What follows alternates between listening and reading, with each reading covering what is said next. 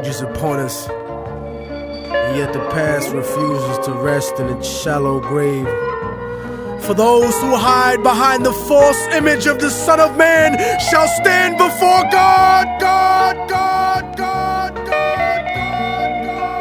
It has begun, the beginning of the end. Now going on 22 years of my life, studying the release, being able to see where these people literally copied, plagiarized directly from African people to make up this European version of Christianity. Yes, I'm saying a European version of Christianity because African people were Christians before white folks were Christian. In fact, we were persecuted for being Christians in Africa, in North Africa, long before the Romans were even Christians. We're going to deal with that. Christianity that existed in the Nile Valley. Also, what happened when Europeans got a hold of Christianity? And after all, what kind of Christians did they make us when they brought us over on the good ship Jesus, the grace of God, and the Holy Mary, the name of their slave ships? Made us a totally different Christians. We want to deal with that. Here we see the Kandake's treasure is reading a Bible. And this is around 42 to 52 AD. And he's reading the Bible, and after he gets information from Philip, he goes south back into the land of Nubia or to the Christian nation of MEROE.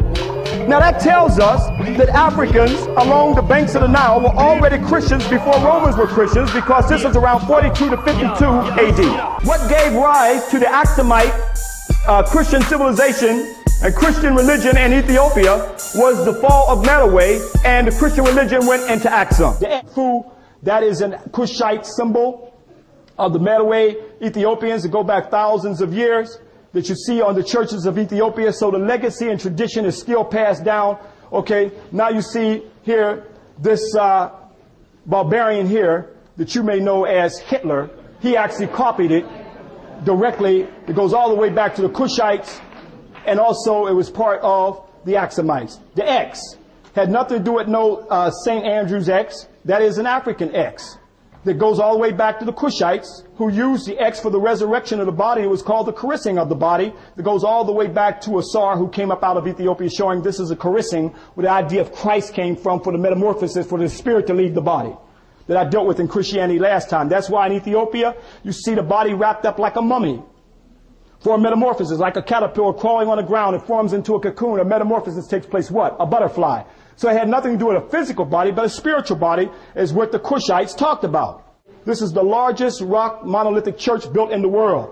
It's built in the form of an ark, but it's a Christian church. But going inside, you see the beautiful angelical realm of the African angels that we haven't seen. In Ethiopia, you also see St. George slaying the dragon, but that's equally an ancient African story, because the Coptics, you see Horus in the form of a falcon sitting on the horse slaying the crocodile.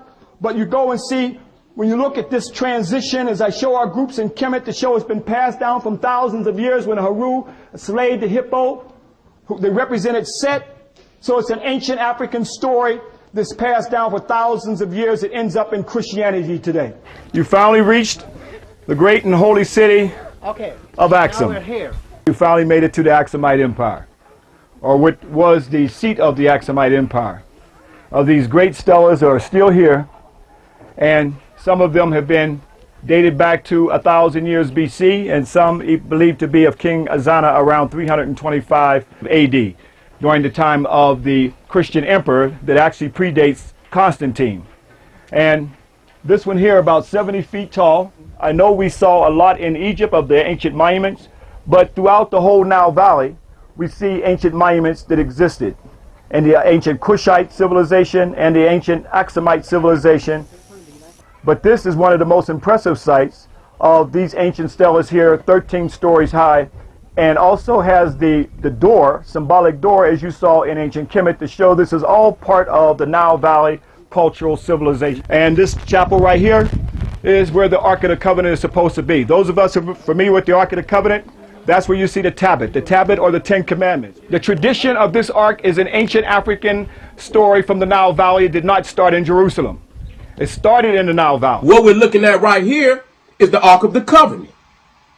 Again, we're using cartoons, animation, because nobody has been able to identify where the hell the Ark of Covenant is. Some people say it's in Ethiopia, but yet and still, we still have not physically seen this artifact. And it don't make no difference one way or another, but here it is. What I want you to focus on is the two angels with their wings touching. Where did it come from? Here you're looking at Isis and Nephthys, which are the protector goddesses of the great god Osiris, and all of the deceased who went on into Amenta, which was the Egyptians' heaven. They were the protector goddesses that made sure that you made it to Amenta. Now what you're looking at again is another, of course, a copy. It is not the original of the Ark of Covenant. Again, it's showing the angels with their wings touching. Now what you're looking at again is an original right off of Tutankhamun's burial coffin.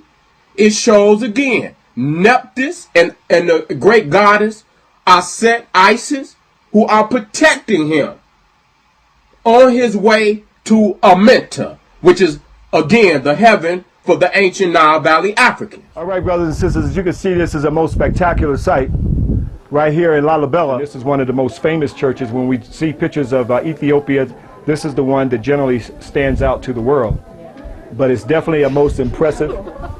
It's standing on its own rock. It's standing on their own living rock bed. If we can understand, relate to that, it's their own living rock bed that they actually used and carved it out. This was African ingenuity here that built these structures. When we go down and you're standing up on the hill, as magnificent as this is, as you can see it carved out of this rock bed here, but it's even going to be more impressive as you get further down into it. And here, when you go into Ethiopia, you see the Ark and you see the Black Madonna right here. The Black Madonna. After all, the Black Madonna is an ancient African, Cushite, Ethiopian Madonna and child that came up out of Africa over 4,100 years BC. That's the origin of it. I said, this is the origin of where it came from. You're an ancient people. Right here. Now this is the Black Madonna right here in Bethlehem. This is in the Church of the Nativity. Okay? This is the one in Bethlehem, the Church of the Nativity. Go look it up. It is nothing but a later variation of our set and Horus. I'm sorry. That's evident, man. This is more ancient.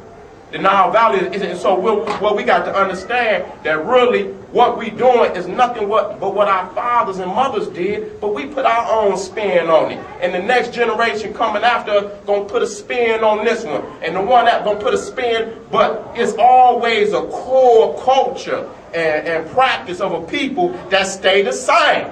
This is the same thing, but the oldest is that come up out of the Nile Valley. That show you that a lot of what they call in Christianity is really Nile Valley science in the earth up into 322 AD under Constantine. Even though anything before 322 AD with Constantine, that's Nile Valley. That's an assault. Jesus ain't even on the scene yet. Exactly. They not taking it yet. Exactly. They still fighting them motherfuckers. Under Constantine is when it really was forced down our throat.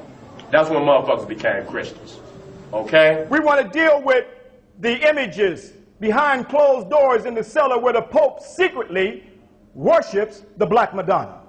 I have the visual documentation. We're going to see it. They are now, as you see the Madonna and child right here of Ethiopia, they are now removing the Black Madonna, and now you see the white ones are going up now. Keep in mind, it was the Jesuits. It was the Jesuits who came in, these religious gangsters who called themselves the Society of Jesus to try to bring in Roman Catholicism into Ethiopia. It was the Senyos who they almost converted. In fact, they did convert. It was his father, Fossil, I'll talk about in a minute, who was able to get these Jesuits out of Ethiopia to save the Orthodox African Christianity in Ethiopia. So many of the churches you see today have a white Madonna. This is showing where they're trying to, again, enslave Ethiopia to their Roman Catholicism. After all, when you go into Europe, they're worshiping a Black Madonna.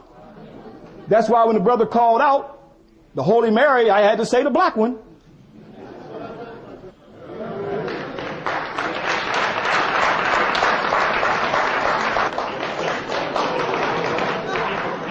But the Pope still worships a black Madonna in the cellar in Rome. He secretly worships a black Madonna. And so we see right here that the black Madonnas were taken right from Aset and Heru. And so right there, I'm going to tell you right now, there is no Jesus.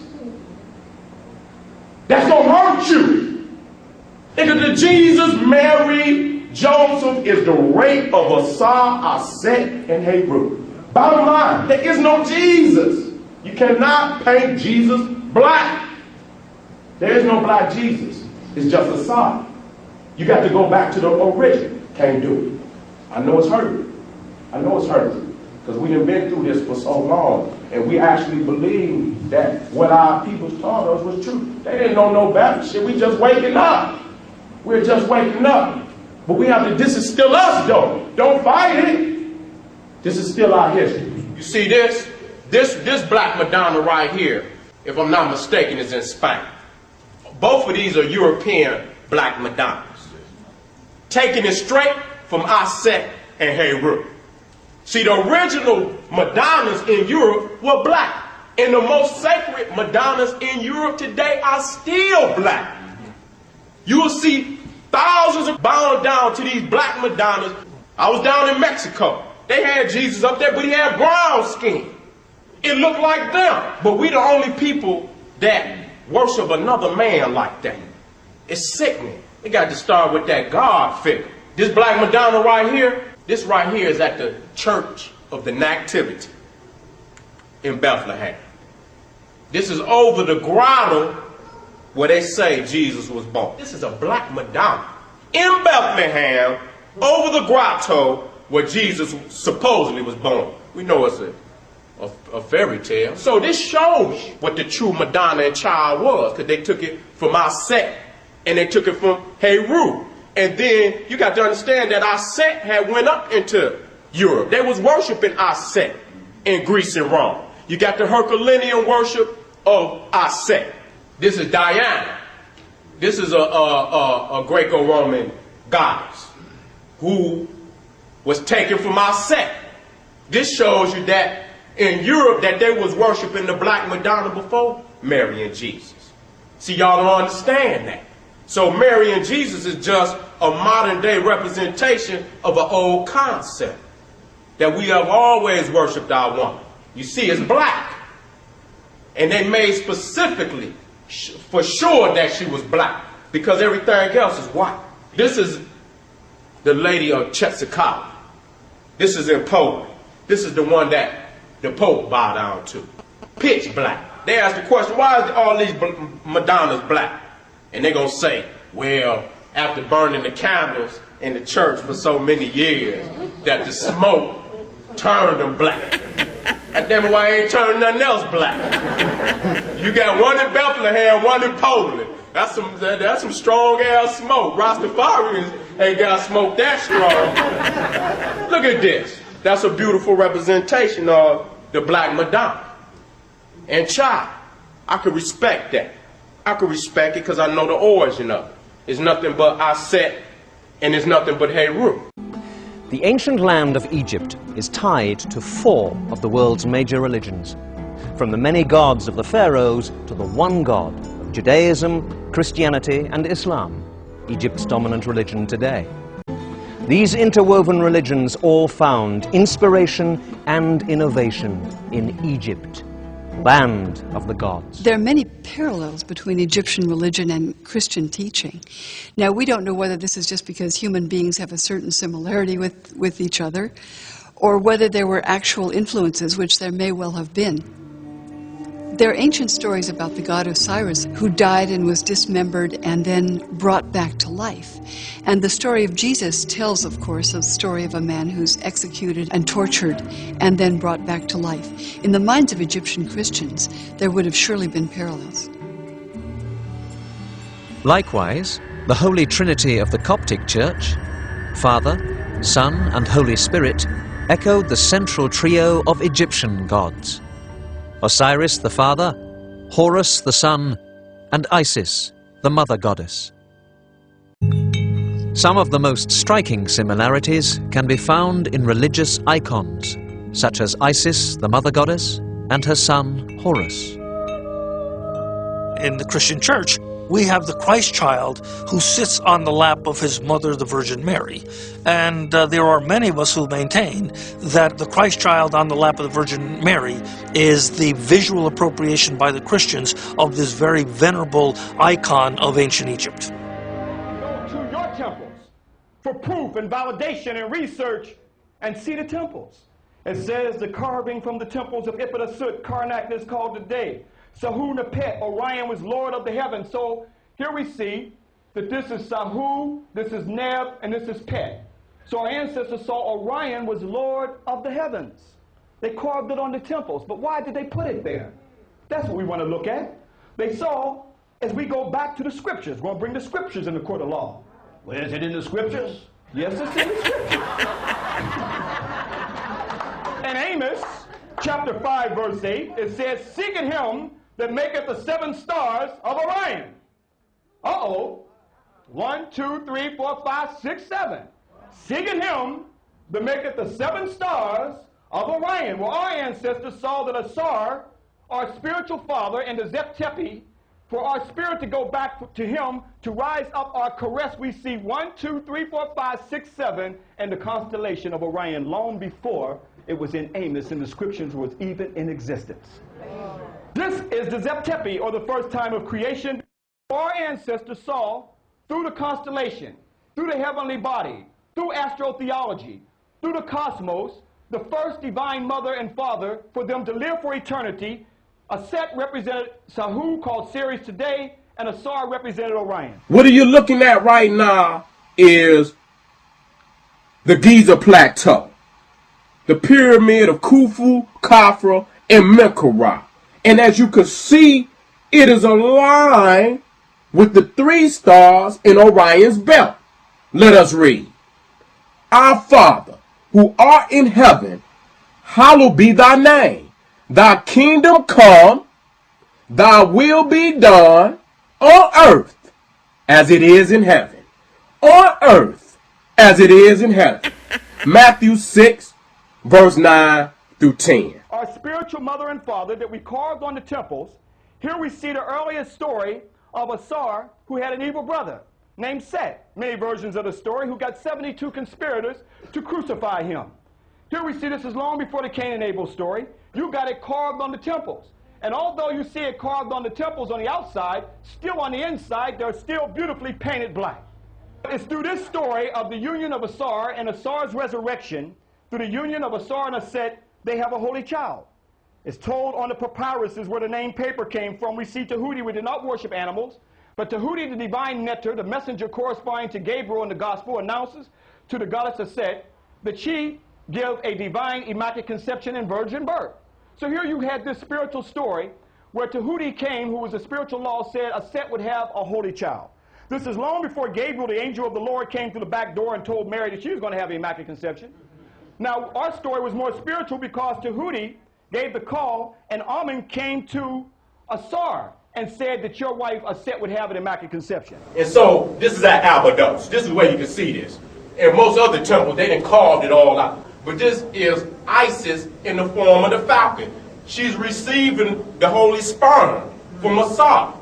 You understand? This is through Amun-Ra. He didn't have one. So a spiritual phallus had been put in place so she can receive the sperm, and from that union came Horus, the immaculate conception. Right there. Fucking up your goddamn Christmas. Look at that. That's the queen. And you see right there the throne, which is the symbol for Aset, because the throne went through the woman. Unlike in the patriarchal system of the Hebrews, the Muslims, and the Christian, where it goes through the man. It goes through the woman in Africa. Your bloodline is traced through your mama. That is the purest bloodline. For the Lord God is a sun and a shield. The Lord will give grace and glory. No good thing will be withheld from them that walk uprightly. Psalm 84:11. For the Lord God is a sun and a shield. You see the shield? See the sun? Okay then. Okay? But unto you that fear my name shall the Son, in this instance, capital, of righteousness, arise with healing in his wings, and shall go forth and grow up as calves of the star. Malachi 4:2. Go look it up. Go look it up. But unto you that fear my name shall the Son of righteousness arise with healing in his wings. Somebody been stealing. Somebody been stealing. It lets you know it fits right with the architecture. It fits right with the symbolisms off of the walls, because that's where they stole it. That's why when you're dealing with the Bible, they can never show you any physical artifacts, because basically where they stole it from, if they give you images of what the verse is actually saying, it would be nothing but an imitation of what you seen on the walls of ancient Egypt, Nubia, and Ethiopia. Now what you're looking at is an image, and it is a very powerful image, because it displays again how they took concepts up out of Egypt. It speaks, even though I walk through the valley of the shadow of death, I fear no evil, for you are with me. Your rod and your staff, they comfort me. Psalm 23, verse 4. Is it a coincidence? It's nothing but thievery. Again, let's go on to the eyes of Ra. And I'm reading from Proverbs 22, verse 12. The eyes of the Lord preserve knowledge, and he overthroweth the words of the transgressors.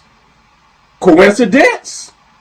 I mean, you can take these verses and you can put them right up under ancient Egyptian reliefs, and it will speak right to the relief, because that is exactly where they got them. Right up off of the walls of ancient Kemet. Let us move on to the Hebrews worshiping of the golden calf, the Kemetic Nile Valley goddess of creation. This is exactly what I'm talking about when you catch somebody with the damn goods right in their hands. I mean, you just basically just flat out caught thieving.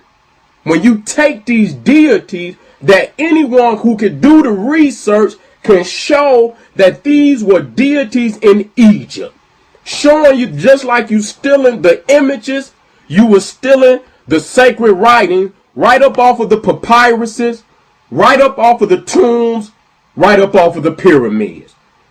The black mother of creation, Heru. And so right here you see the black king Tutankhamun. He's sucking from a udder of the golden calf, Heru, the golden cow Heru.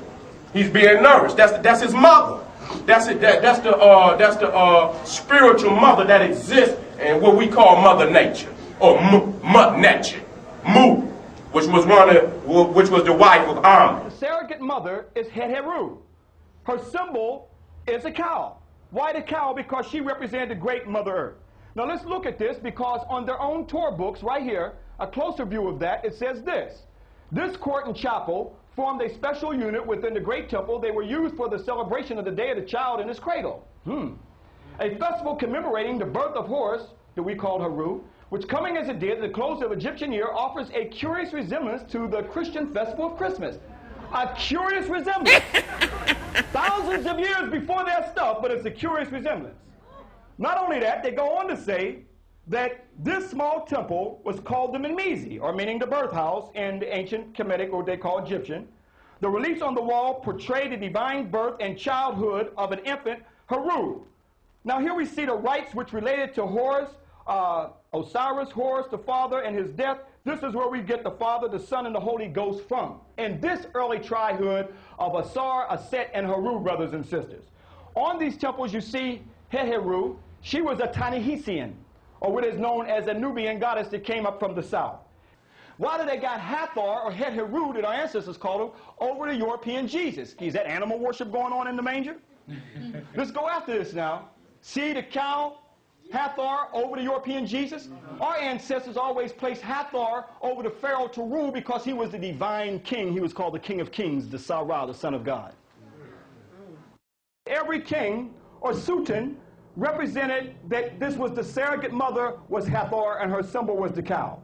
So every sultan king was the Heru king who was protected by the Holy Mother, and her name was also MEROE, meaning love that was changed to Mary. By the way, you shouldn't say love. That's white folks' term. Okay? We call it MEROE, that they corrupted it into Mary.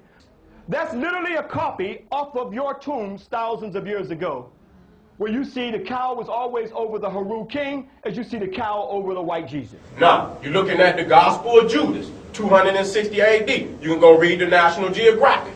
They found that right there. That's in Upper Egypt. That's Nubia.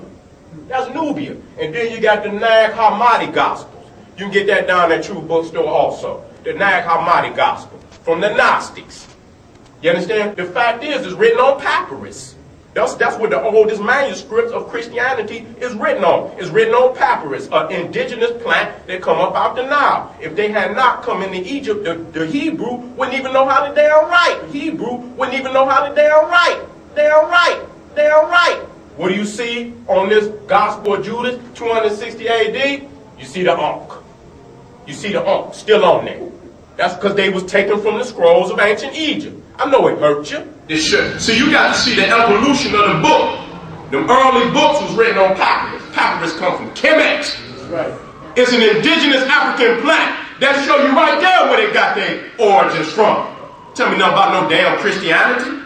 That's some Johnny-come-lately philosophies that they took up out of the ancient Nile Valley teaching. Joshua, late Egypt, 2nd century. What I want y'all to notice is on papyrus. Again, Bible, Egypt, Matthew, Egypt, first half of the 4th century. And it says, unique texts of the gospel, 8 chapters, are the earliest known of this part of the Bible, coming up out of Egypt.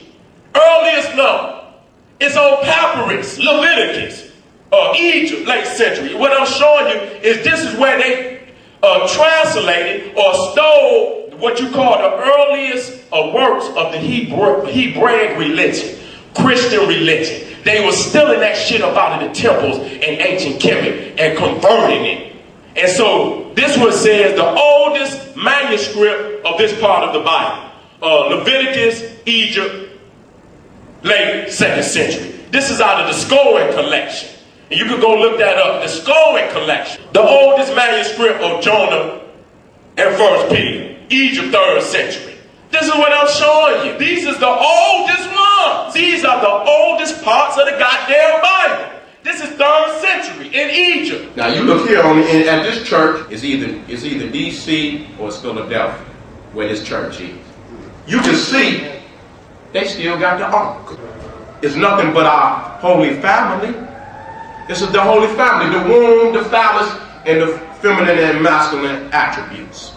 That's life. Ain't no life without that. Fucking your Christmas up. The Aquarian Gospel of Jesus Christ, chapters 20 through 44, were taken from the text known as Unto Thee I Grant. Now let's go into chapter 55. Jesus passes the 7th brotherhood test, and in the purple room of the temple receives the 7th, the highest degree, the Christ. He leaves the temple a conqueror. This is in Egypt. This is in Egypt. This is where he receives his 7th, the highest degree of Christ. He receives it in Egypt. Why is this not taught? Let's go into chapter 54. That gives the clear reference of what I'm talking about. Jesus becomes a private pupil of the Hierophant and is taught the mysteries of Egypt. In passing the 7th test, he works in the chamber of the dead. In Egypt, not Canaan, not Mecca, not Morocco, not America, Egypt is where he receives his degree of Christ. Plagiarism. Upon your brow I place this diadem in the great lodge of the heavens and earth, you are the Christ. In Egypt. Spirituality is a way of accepting the fact that there is a spiritual force in the universe larger than all of mankind. But someone had to come along and invent a word called God.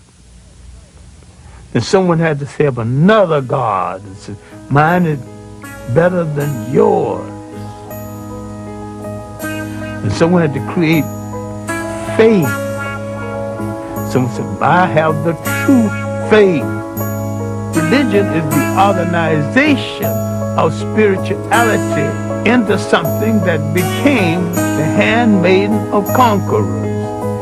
Nearly all religions were brought to people and imposed on people by conquerors and used as the framework to control their mind. My main point here is that if you are the child of God and God is a part of you, then in your imagination, God's supposed to look like you. And when you accept a picture of the deity assigned to you by another people, you become the spiritual prisoners of that other people. The representation of God should always be the great. It should always be the black, because it can produce all things. The representation of God should always be the great. It should always be the black, because it can produce all things. The representation of God should always be the great. It should always be the black, because it can produce all things. The representation of God should always be the great. It should always be the black, because it can produce all things.